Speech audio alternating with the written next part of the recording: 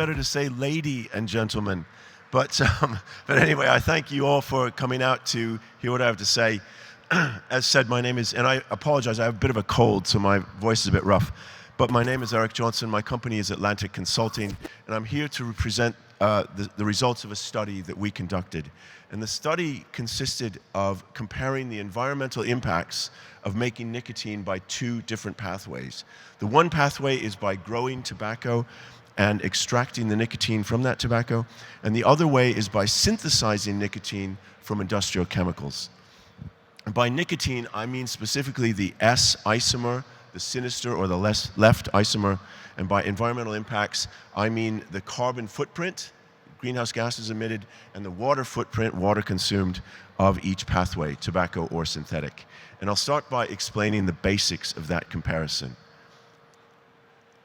And that is, you can take any product, all products, and they will have some sort of a lifetime. And the example that we have here, you see that yellow, or rather the yellow circle there, that is a wooden cabinet of some kind. This is kind of a random choice. But anyway, you start up there in the upper right-hand corner. You have trees that you are harvesting, and then you cut them down, and you turn them into boards, and then you turn them into furniture components. You package those, you transport them. They go to the IKEA near you, and you go and buy it, and you take it to your house, and you build it, and then you get rid of it. Anyway, the idea is that that is a lifetime or a life cycle of a product. Some people call it a life cycle. And this life cycle idea can apply to pretty much anything, any product at least. And anything can include nicotine, from tobacco, for instance. So horizontally, you see the lifetime of tobacco, cultivation, curing, processing, blah, blah, blah, blah, blah. And then you see the extraction steps where you can extract the nicotine, which is down there on the bottom.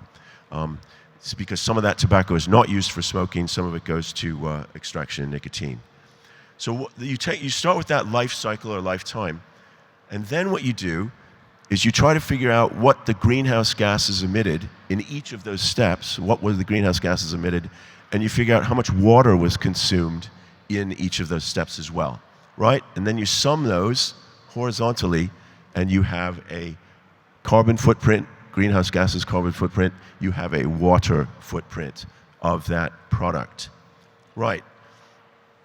So then if you go on and you say you can compare those, that water footprint, that carbon footprint that you had for tobacco, for nicotine, you can compare that to other pathways of getting to nicotine. And the other pathway in this study is this. Now this is the pathway that Xanoprima follows to make the S isomer of synthetic nicotine. Then the green box down at the bottom, that is actually the part that Xano does. They take NVP and methyl nicotinate, and they take it through to S-nicotine in about 3 or 4 steps. Now above that, in the blue and the beige boxes, these are the pathways to NVP and to methyl nicotinate that Xanoprima buys. So there's about, 15, 16, 17 steps in those boxes above. Those are not controlled by Xano. These products are purchased by them, but that's actually where most of the environmental impact happens, and most of the carbon footprint, most of the water footprint happens up above in those 2 boxes that are run by other companies, other operators. They both of those blue and the beige box, they both start primarily from natural gas. I think most of you probably know what natural gas is. It's the same stuff that used to heat your homes and so forth. They both start from natural gas and from some natural gas liquids as well. In principle, these could start from biogas. So you could actually have a bio-derived nicotine starting from biogas produced from things like municipal solid waste or waste from a food processing plant. Anyway, there's about 20 steps in that entire chain there that gets you to S-nicotine. So the idea, what we set out to do, is to compare those 2 pathways, the one on the right being the Xano process and the one on the left being the tobacco extraction process. And so we wanted to work out what the carbon footprint and the water footprint of those are. And as I said, to put in a kind of a more colloquial way, this is what we're comparing. We're comparing going from the leaves of tobacco or from chemical plant type, pharmaceutical type processing to get to that S-nicotine. Now, before I give you the result, I want to just tell you a little bit about how we did this study, how do we do this kind of stuff, and I'll go quickly. We started with collecting data for the tobacco chain and for the synthetic chain, that kind of makes sense. And then for tobacco cultivation and curing, the main source of data for carbon emissions and water consumption was a peer-reviewed study by Imperial College done in 2018. This was a very big study. I think it's been cited 63 times. It was used very widely in WHO work that's on the same area. Well-known, peer-reviewed, authoritative study. For synthetic nicotine, the main source was the EVO database. EVO is a global database of production of all sorts of products, thousands and thousands of products, including some thousands of chemicals, actually. They produce the carbon footprint and the water footprint and a whole lot of other emissions and consumptions in productions of all kinds of different things. I work pretty closely with EVO over the year. I'm not an employee, but I do work with them. I am the so-called editor for chemicals and for plastics and for, what else? Oh, for fuels, for fossil fuels.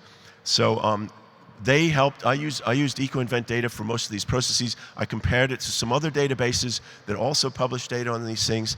And actually, EVO did about 4 or 5 of those processes in the Xano chain where we did not have the data. And I say thank you. A big shout out to EVO for helping us with that. They have some very brilliant chemical engineer, PhD types who work these kind of things out. And so they fed me that data rather than me having to do it myself. And then when we take all that data, we calculate, we compile, we normalize, and then we compare. And the comparison, this is it. This is the carbon footprint comparison. And I'll try to explain it to you because it might not be so obvious. On the left-hand side there, that is the carbon footprint. That's the kilograms of CO2 per kilogram of nicotine produced. And then on the bottom axis, the x-axis, that is the percentage of nicotine in the dry tobacco leaf. And then the actual lines, those are the carbon footprint lines of those 3 cases that we have modeled. The top one is nicotine extracted from tobacco. The tobacco has been fuel cured. The second line, the orange one, is nicotine extracted from tobacco that was air cured. And then the bottom one down, the gray one, I should have made that green or something. Anyway, and you can see this gray. That is the Xano Prima footprint. And obviously it does not vary with nicotine concentration because it's not made from tobacco in the first place. So, duh. Anyway, but you notice that the tobacco lines, there is a decrease in the carbon footprint as you increase the percentage of nicotine in the tobacco, which kind of makes sense because you're processing the same amount of leaf, but you get a higher yield of nicotine when you have more nicotine in the tobacco itself. It's kind of obvious. Anyway, the range that we use there, that you can see the range of tobacco or nicotine in tobacco that we used ranges from 1.1% to 2.5%. And this is based on pretty common commercial concentrations of nicotine in tobacco. It can be anywhere in that range, but actually in cigarettes, it's typically around 1.1% actually. But in some products, it goes up as high as 2.5%. So we've just put out the entire range of those all. So what is the answer that you get out of that? The answer is that the carbon footprints of nicotine from flue-cured tobacco, that's the blue line, those are 5 to 12 times higher than that of the nicotine produced by Xano. Excuse me, just 1 second. I do apologize for that. So it's 5 to 12 times higher. The blue line is 5 to 12 times higher than the gray line. And then the orange line, which is nicotine made from tobacco that is air cured, that is 2 to 4 times higher. Now, that's really the main answer I want to give you here, that tobacco nicotine's carbon footprint is 2 to 12 times higher than that of nicotine from Xano. 2 to 12 times higher. Now, I'd like to make a couple remarks about that result and give you a bit of information about sensitivities here. For one thing, the first remark is that this is a significant difference in carbon footprint. When you compare carbon footprints, and I've been doing this for about 30 years now, sometimes they're actually quite close. And what I've found as a general rule of thumb is if footprints are no more than 15% different from each other, that means that they could well be the same thing when you take error and uncertainty. So to say a 15% difference is a difference, it isn't necessarily a difference. But this is at minimum 100% difference, and maybe at maximum it's about 1,200% difference. So I think we can pretty confidently and clearly say this is a significant, big difference, right? Secondly, I'm saying it's between 2 and 12, and depending on nicotine concentration and curing method. Now, you might like an average. I might like an average. I like averages better than these huge ranges. The thing is, it's impossible at this point to say exactly what the average is. We simply do not have enough data to say what the average figure would be. But we can say that there's probably a representative figure that you see that green line coming down at 2%. And the reason we draw that at 2% is because the declarations by the pharma companies that are actually already doing this, they're typically using tobacco with a concentration of about 2% nicotine. So that's where we put it there. So you could say if you want to pick a representative figure, it's around that 2%, and that means that the tobacco-based nicotine is somewhere between 2 and 7 times that of the Xano nicotine. Right, that's the most important thing. Next, we said we did a water footprint. We did do a water footprint. The water footprint was actually no contest. Cultivation of tobacco, as you would imagine, consumes a lot of water. It's about 440 tons of water per kilogram of nicotine at the 1.1% concentration. 440 tons per kilogram, that sounds like a lot of water to me. The minimum, even at the 2.5%, it's 193 tons. Again, that's a lot of water. You find, though, that the Xano process is actually, it actually generates water. You could say it's water negative.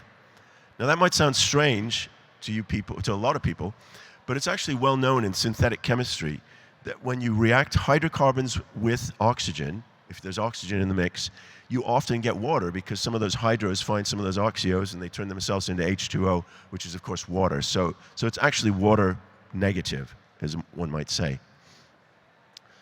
Now, in the report that presents the study, and if you'd like to see a copy of this report, please just give me a business card afterwards, or I will give you a business card and you can send me an email, whatever. But we'd be happy to send you the summary report of this work. Anyway, we note in that report that there are 3 sensitivities to the findings.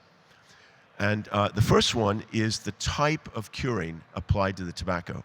And this is shown, we've actually, rather than trying to bury this in an appendix somewhere, we've put these sensitivities straight into the results, which you've already seen. So we've showed that there's the line with fuel cured, which is much higher. There's the line with air cured, which is much lower. But that's a big sensitivity in what people are doing. And obviously, it's because fuel is burning fuel, and you get CO2 generally when you burn fuel, and so that's why that footprint is a lot higher. The second main sensitivity is that of nicotine concentration, which I've already pointed out. And this is shown directly in the results. Yet again, we've shown it as a range, not as some bars. There's a lot of information out there, in the public domain about nicotine concentrations. I'm just showing you a snippet of that. That particular result is not all that critical, but I just wanted to show there's a lot of stuff out there like that. And then the third sensitivity that's quite interesting, and this actually applies to Xano, this does not apply to the tobacco chain, is that there are significant emissions of nitrous oxide in the precursor chain to Xano's production. Very specifically, they come in the production of niacin, which Xano would call methyl nicotinate, but it's basically the same thing. You might have heard of niacin. It's a well-known. It's in Rice Krispies. It's also in a lot of animal feeds. It's generally considered a vitamin. Anyway, when you produce niacin, there is a substantial emission of nitrous oxide, which you might know as laughing gas, which is also a very potent greenhouse gas. And that photo is actually a photo of a plant in Switzerland, not so far from where I live and work, a place called Visp. And they have a plant there. I think it's this one right here. Anyway, that produces a lot of nitrous oxide when they're making the niacin, and that does get emitted to the atmosphere. And in fact, I was mentioning this morning to someone that that accounts for about 3% of Switzerland's greenhouse gas emissions. I'm not making that up. It's 3% of the entire country's greenhouse gas emissions. It might be 4%, but it's somewhere around there. Anyway, the deal is that's a significant emitter. Lonza is the biggest producer in the world. The Vis plant is the largest plant in the world. So my presumption is that other plants that are making niacin are probably emitting that as well. So we have put that in. That has been our base case to say that we think they are actually emitting it. Now, if in due course, people like Xano, other producers buying that niacin or buying the derivatives of niacin could get them to get rid of that emission, that would bring down the footprint of the synthetic nicotine significantly by about 2/3. And I can also say that plant in Switzerland, I checked this just before I left for Malaga, by the way, is that there were plans as of about 2-3 years ago that Lonza was going to put in an oxidizer to get rid of that nitrous oxide coming off that plant. Basically they burn it. But I could not verify whether they actually have installed that plant or not. They made a lot of talk about it. It's been big in the Swiss press, again, because like I say, it accounts for a significant amount of the country's emissions. And, well, who knows? So we've left it in, but I think in the longer haul, I think even in the medium term, it's pretty likely that someone will figure out a way to mitigate those emissions, probably by oxidizing them, and that will bring down the footprint substantially. So just to conclude, as I said, our main finding is this. This is the main finding. Tobacco nicotine's carbon footprint is 2 to 12 times higher than the footprint of nicotine from Xano, synthetic by the Xano process. 2 to 12 times higher, which is a very significant difference. So I thank you. I thank you for listening. I'm happy to take questions now if there are any, and I will be around for most of the rest of the session. Happy to take questions as well. I might also note that my colleague Bill Jackson of Xano Prima, Dr. Bill Jackson, is sitting right there, so he knows a lot about this stuff as well, and I'm sure he'd be happy to have a chat, answer questions, so on and so on. So I thank you for your time and attention, and happy to welcome questions. I think we probably have 10 minutes or so available for it.